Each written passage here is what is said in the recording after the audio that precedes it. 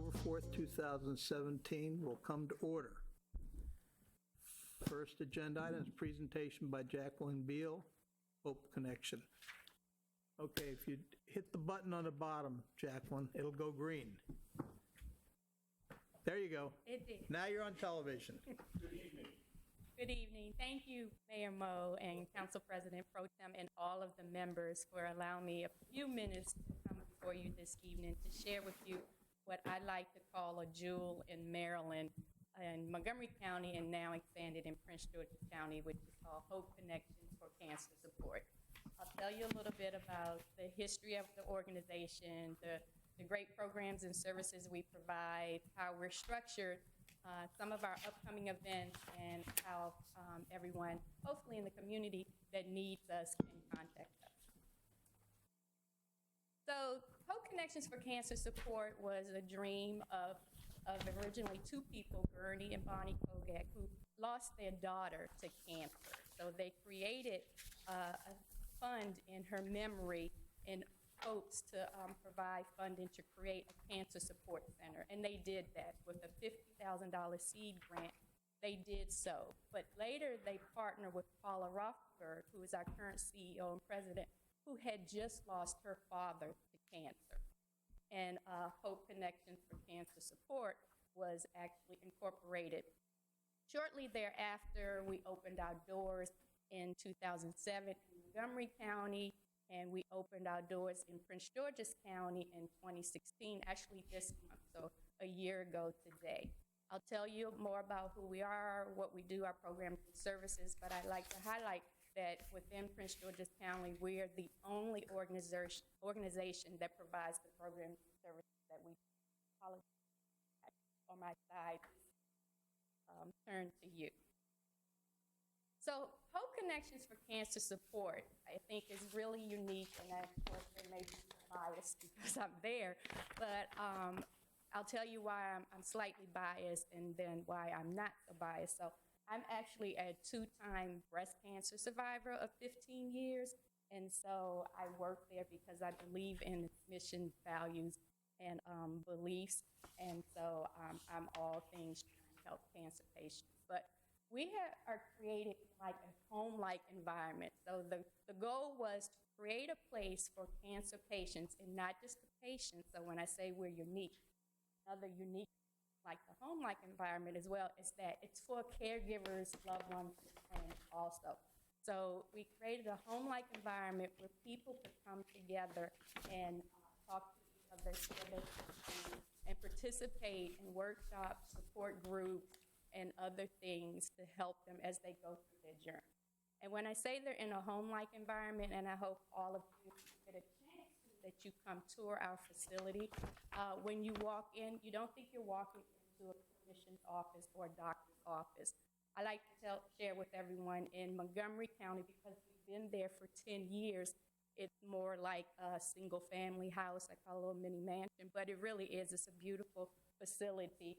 And you walk into a foyer, we have a dining area, we have a kitchen, we have a living room and dining room, where we like people to feel comfortable. In Prince George's County, because we've just expanded, we're in what I like to refer to as a little condo. And we started the same way in Montgomery County, but we're in a little condo, and I'll share with you where those facilities are, but it's sort of the same feel. You walk in, we have a foyer, we have very nice support groups that don't have chairs and tables as much as they have comfortable sofas. If you've ever known someone or been through it yourself, when people are going through the diagnosis of cancer, you want them to feel as comfortable as possible. So that's what we've tried to do in the establishment of what we call the home-like facility. Some of our programs and services, which I think are really, really great, fortunately our participants do as well, is we have weekly support groups. Again, not just for the patient, but their caregivers can come and visit with them as well. We have the different ones you see up on the screen, some for advanced cancers, bereavement, unfortunately, but all different kinds of cancer. We do educational programs, and we have, and I'll back up a second, the support groups are facilitated by licensed professionals. The educational programs we provide to our participants as well. Some of them upon request, but most of the time, for example, this month, it's all things pink. It's all about Breast Cancer Awareness Month. So we have a doctor coming from Johns Hopkins to talk about breast cancer, where we've been, where we are, and where we're going. We do nutritional workshops as well. We do things that talk to the patients about helping them with pain management. And a lot of times it's what they ask for as well. I had one of our participants say, you know, I want to learn more about lung cancer. I had someone diagnosed with, can you create an educational workshop to talk about lung cancer? So we do those things. And then we have what we call our mind and body classes. So we have gentle yoga. We have pink ribbon Pilates. As you can see up there, we have Look Good, Feel Better. We partner with the American Cancer Society. So we have other activities for our participants to participate in as well. And then we have what I think is really nice, and I felt I was remiss in mentioning, everything in our facility has been donated.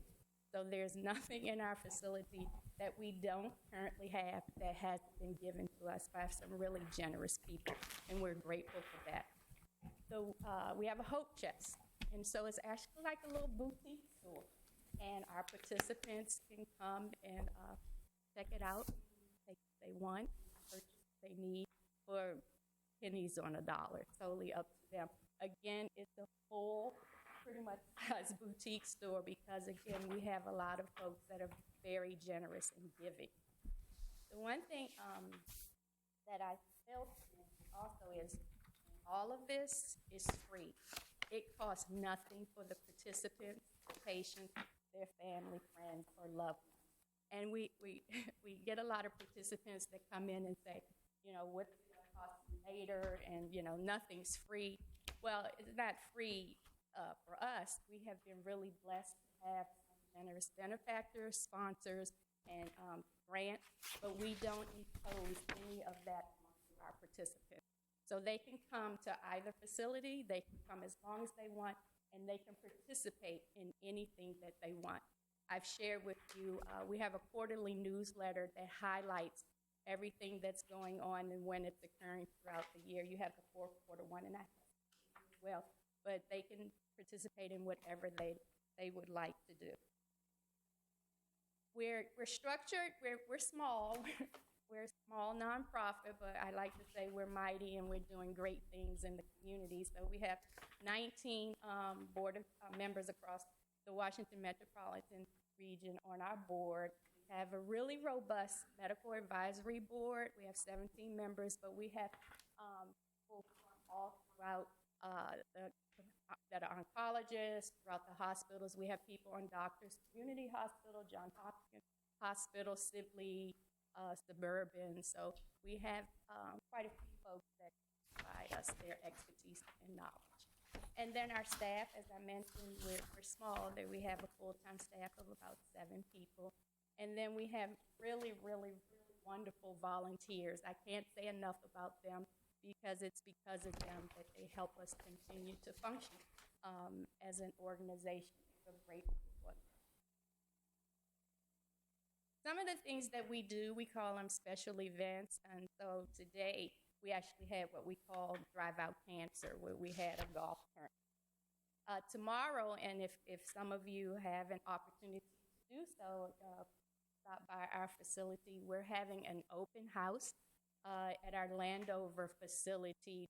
1, to let everyone know we're here in the community, and 2, to kick off Breast Cancer Awareness. We have other things like your rights on the job, lymphoma treatments. Again, some of these things are upon request, and some of them are because we feel that our patients will benefit from them. Now, where are we? So I mentioned we're in Montgomery and Prince George's County. So Montgomery County, if you're on Rockville Pike, we're at, you may have seen, it's called the Beaumont House. We've been there for 10 years. We celebrated our 10th anniversary this year. And again, Prince George's County, we just expanded our footprint in Prince George's County in the Metroplex buildings over there by New Carrollton Metro Station. Our address is Landover, but we found that most people trying to find us need to put in Hyattsville in order to do so. And to contact us, there's our website and our email address. And Mayor Mo was so gracious. I spoke to him before allowing me to come talk to you, because one of the challenges that we're facing is letting the community know that we're here. And we know the community, fortunately, could benefit from our program. So fortunately, because within Maryland and in the county, the rates of cancer diagnosis are increasing. And so we just can help you with your journey. And here are our program services, and we're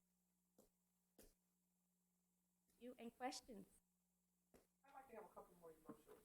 Absolutely.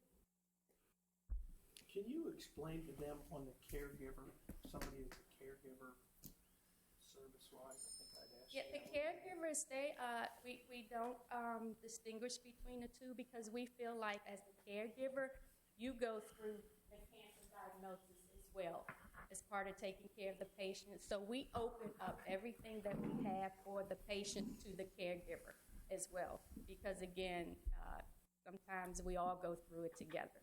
So there's no distinction between what we say we have for the patient and the caregiver.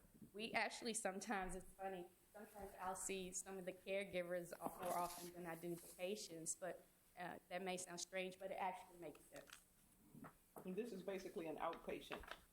It's not a live-in for the... It's not a live-in, no, it is not. And then one other thing I'll mention, we haven't reached the point yet where it's offered to children. What are your hours? We are open from 9 to 5. And typically we follow the government schedule. So on the holidays that the federal government observes, usually we're not open at that time. And I like to say we're not open on the weekends, but that's not true, because we care so much. If we have a participant that says, Jacqueline, I want to come to your facility. I've heard about it. I can't make your orientation, or I can't get there during the week for whatever reason. I'm going through treatment. I'm still working. Can you show it to us on the weekend? Can you meet me there on the weekend? And we absolutely will. Do you accept donations at this facility, the Metroplex? Yes, we do. And this would be clothing or furniture? Anything, yes. We're again, I invite you to come tour it. You'll see that people have donated some really nice things. And I forgot to mention, I'm glad you mentioned that, we have in both locations what we call a lending library. And people donate books to us, and we've created an actual library. It's a little, as I say, old school, and I may be dating myself some, but we actually have in the back of the books the little cards. You write your name, check it out, put the card in the basket, and let us know you take it. So we have a lending library, but yes, we do accept donations at both facilities. We don't have a hope desk there yet, but we hope that we will expand Prince George's County the way we have Montgomery County, so that we can help others until we ultimately eradicate. Any other questions of Jacqueline? Actually, Mayor? if people that may be listening want you to talk to their organization, and they want to let them know that. Yep. So again, my name is Jacqueline Beale, and feel free to reach and contact me. You can contact me at Jacqueline@hopeconnectionsforcancer.org, and my direct number is 240-417-4744. Feel free to reach out to me. Come visit us. Happy to have a tour and show you around our facilities and talk to you more about our programs and services. We like to say we're all probably at some point 1 degree away from someone we know or may know that has cancer. So we're here for you. Thank you very much. Thank you very much. Thank you. Thanks for coming. All right, we'll move to agenda item number 2. Ordinance number 1920, an ordinance to amend the City of Laurel Police Retirement Plan as it relates to distributions below the limit set forth in Code Section 411, A in a bucket, 11 in a bucket, A in a bucket. Mr. Green, you have the floor.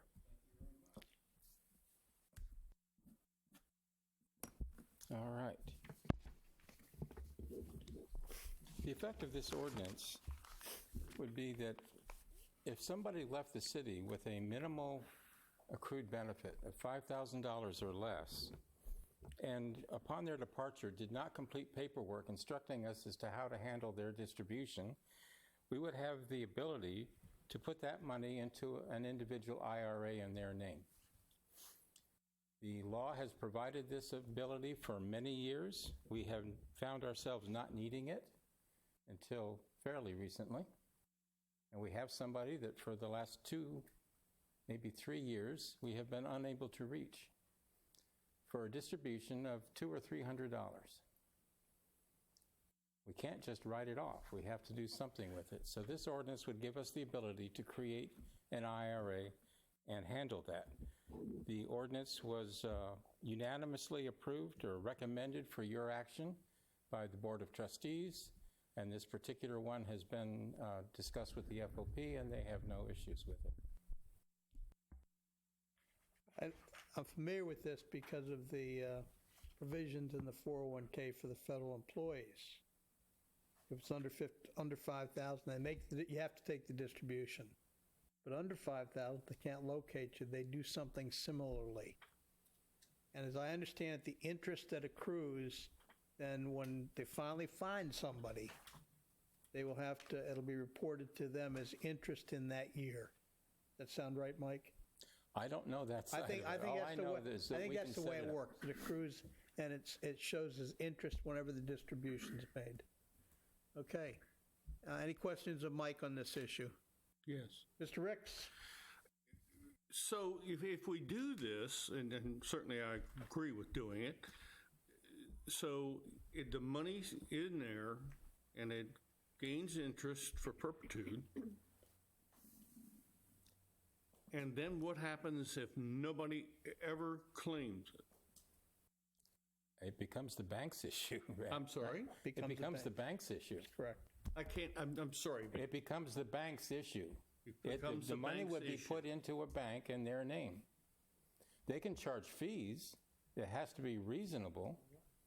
If it's there long enough and it's a small amount and not accruing a lot of interest, the fees might very well eat it up eventually. Well, that's what I'm wondering about, because that's what I'm experiencing now with my campaign account. One bank was charging me $12 a month to service the account, and I got it down to one bank that's charging me $5 a month. So in your example, in our thought, that very well could eat it up and it just go away. As I understand it, there are regulations on how much the banks can charge.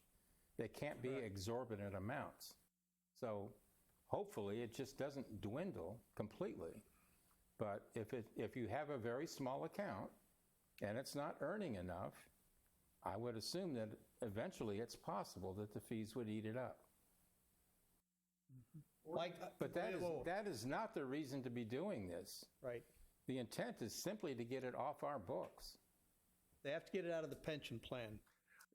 It's the way to get out of the pension plan. Eventually, there are banking laws that cover unidentified ownership of certain funds, and it will be forfeited to the state. But that happens sometimes in the future. It becomes the bank's issue, as Mike said. Wouldn't we be better off by just identifying it for whatever period of time until somebody claims it, and nobody claims it? We can't do that. It's a pension fund. It's a trust fund account. So we have to do something with it, put it over there. It'll earn some interest. There'll be some slight fees that'll be charged. But it'll become a federal issue when the bank has determined that, geez, nobody's looked at this for 10 years.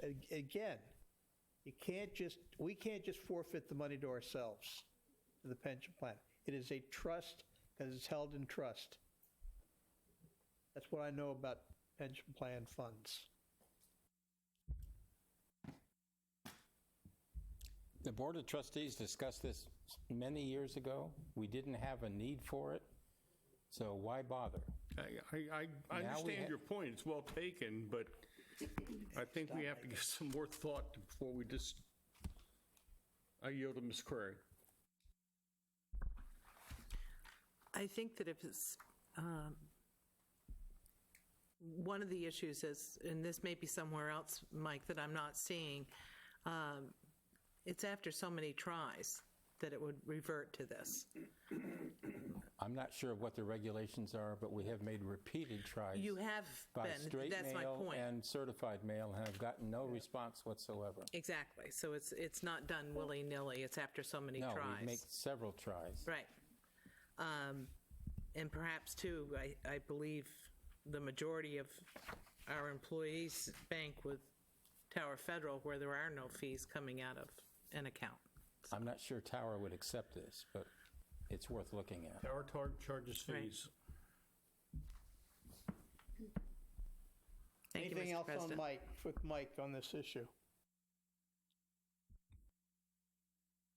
Okay, we ready to have this on the agenda for the first? I don't like the solution, but I can understand the problem.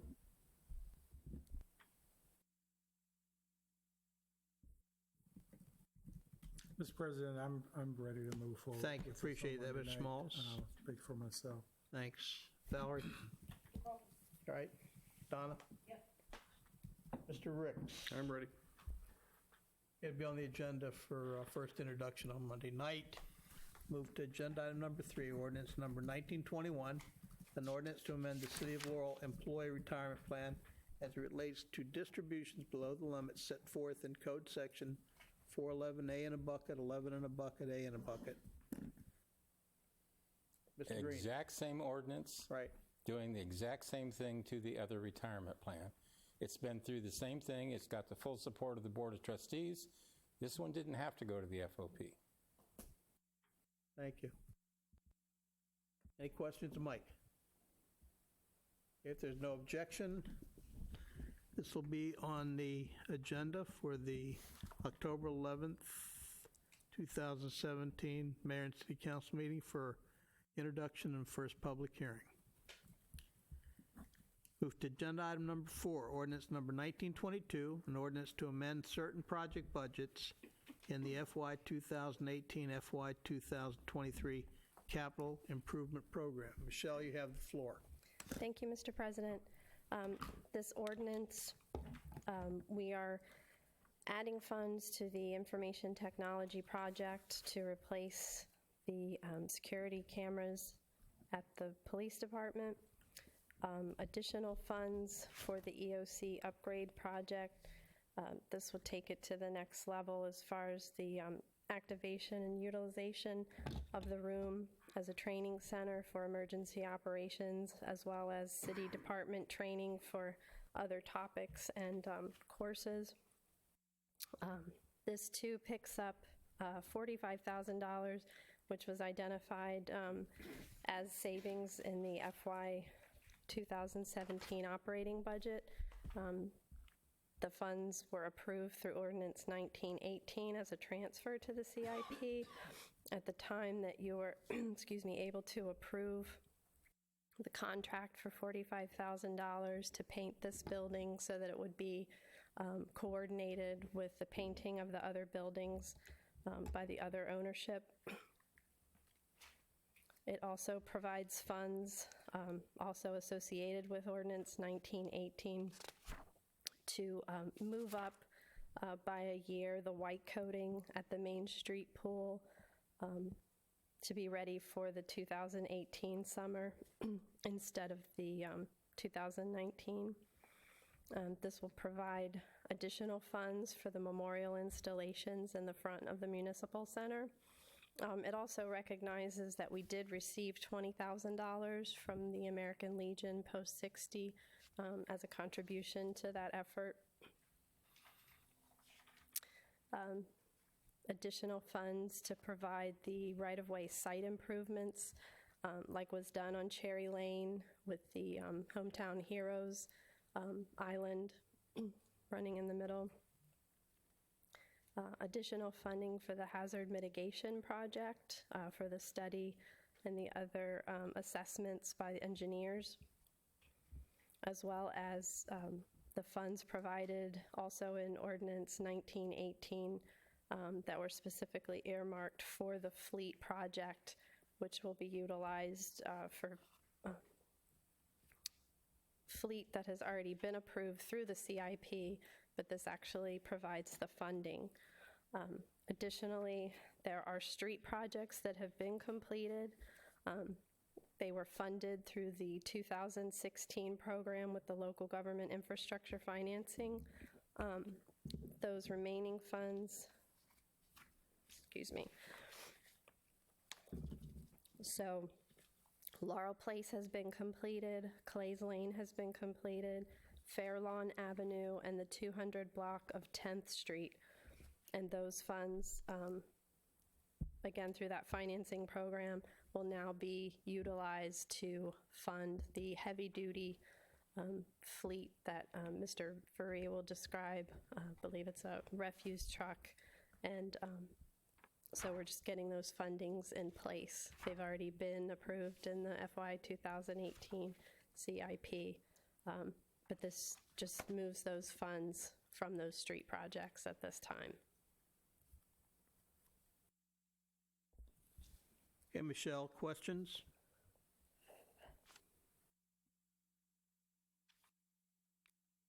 No one has any questions. We'll go ahead and introduce this at the Mayor and City Council meeting on Wednesday, October 11th at 7 p.m. I'll note that the meeting will be on Wednesday because the 9th, Monday the 9th, is a holiday.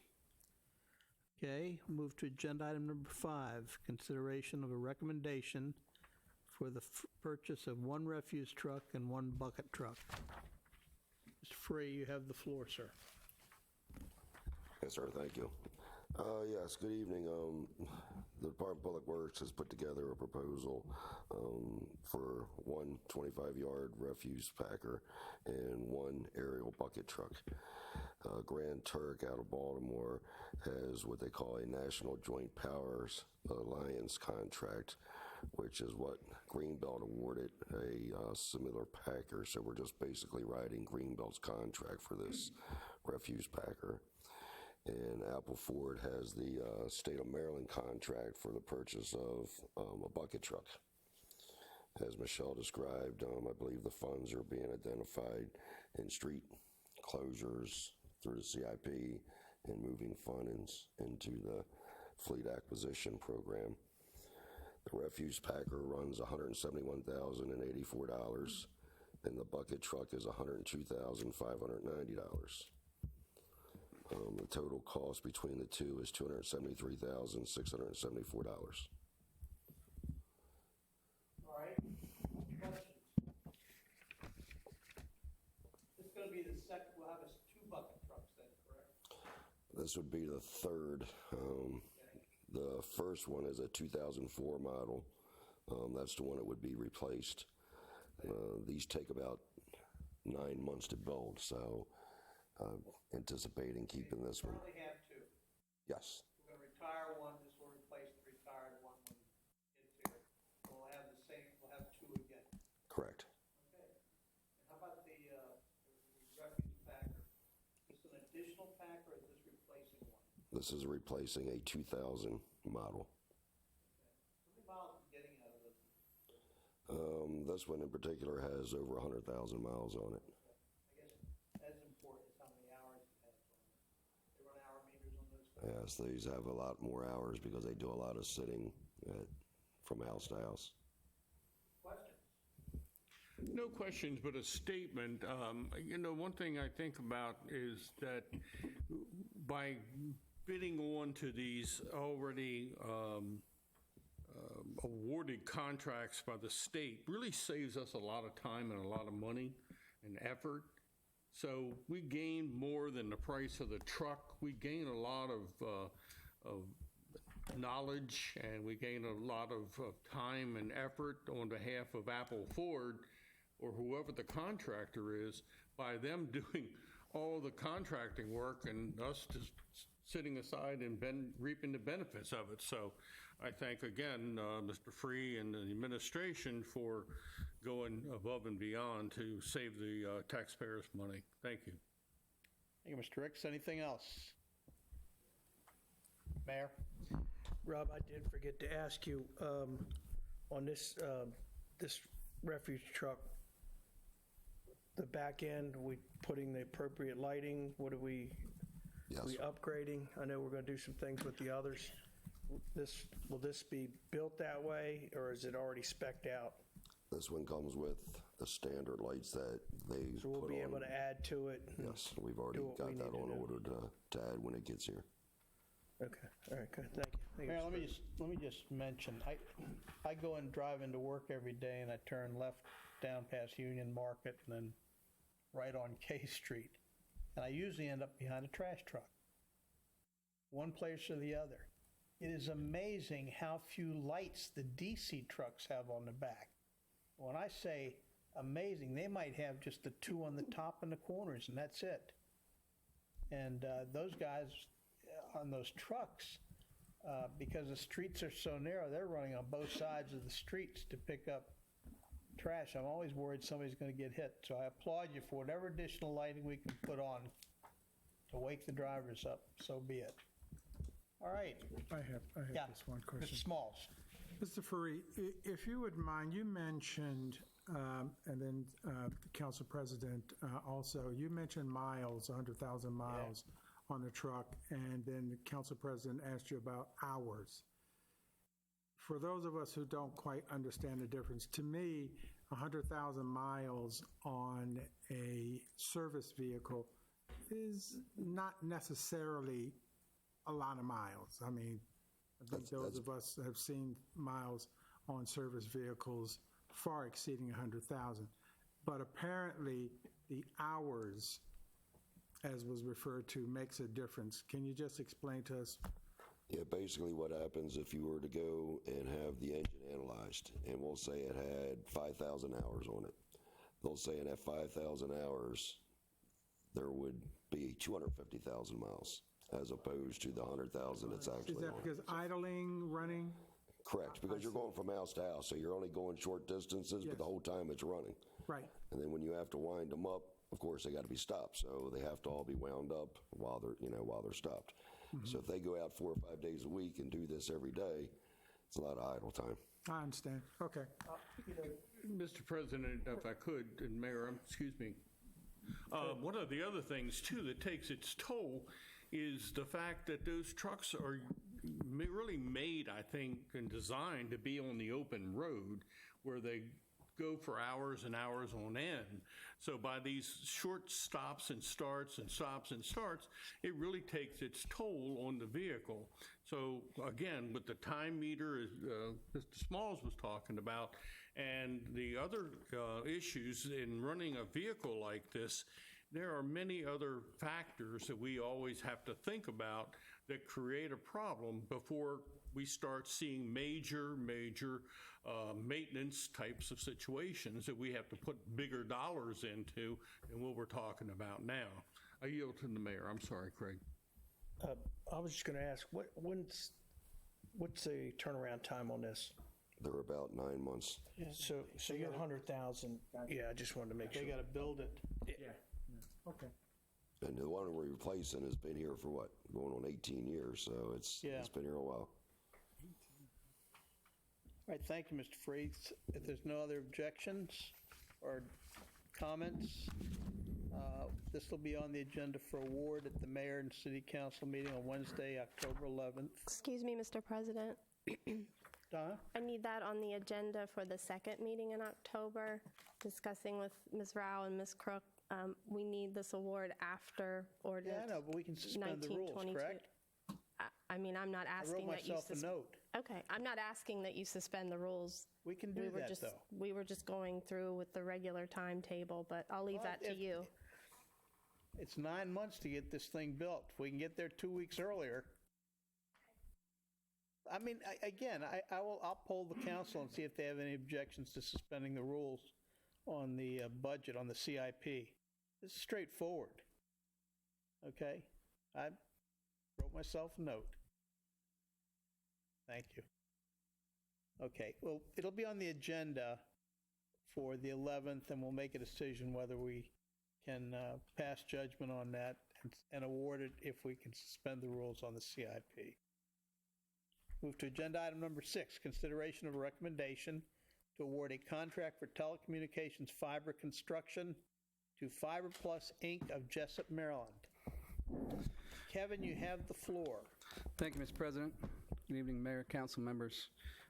Before you is a recommendation to award a telecommunications fiber build-out to Fiberplus of Jessup, Maryland.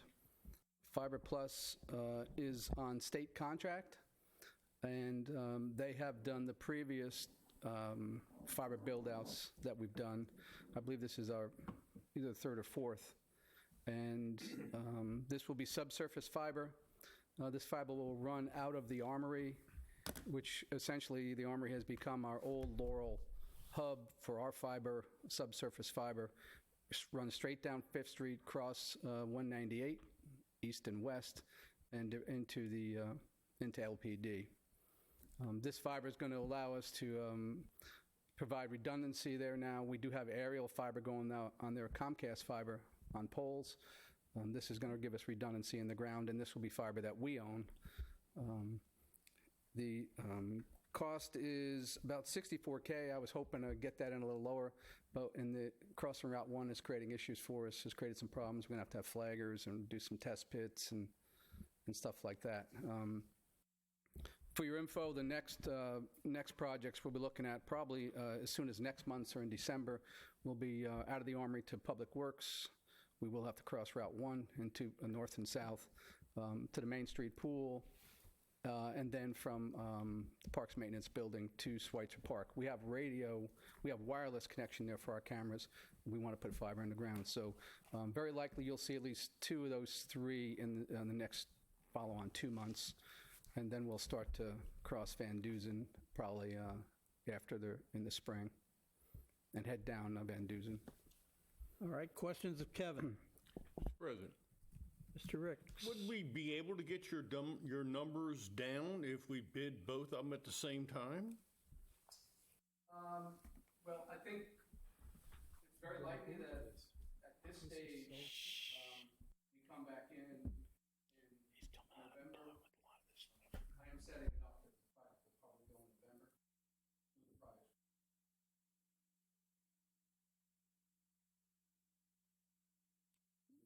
So you're anticipating a continuing contract, so therefore a lower price? The next one, I don't know. We'll have to see. But that begs my question. The issue is that the next one, if they start it, this is awarded, get one in November that's awarded, and they start in the middle to the end of November, because they're coming to do this contract. It's depending, it's 4 to 6 weeks by the time. They may give us a break on the next one.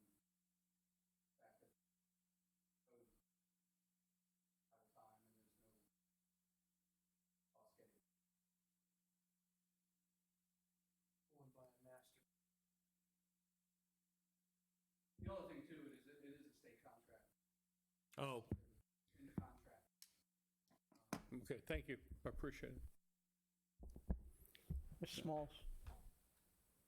No, I don't have any questions. Okay, let me just, I'm going to ask a question because it's come up with something at work that's being discussed. What is the life of the stuff we're direct burying? Have you gotten an estimate from the contractors? Yeah, we're probably talking 20 to 30 years.